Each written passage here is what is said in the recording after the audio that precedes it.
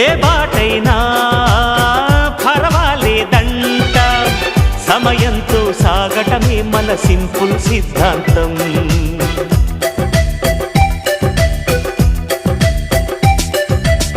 చిరుగాలికి పరిమళమిచ్చే సిరిమల్లెల వనమై ఉందాం, గగనాన్ని నేలను కలిపే హరివిల్లుల బంతెన అవుదాం. ఆనందం అంటే అర్థం మనమందా, ప్రతి పూట పాటై సాగే హుషారు సరిగమలో. ఎన్నో ఎన్నో రాగాలుండే సంగీతం కాదా, చల్లకి నవ్వుల కేరింత.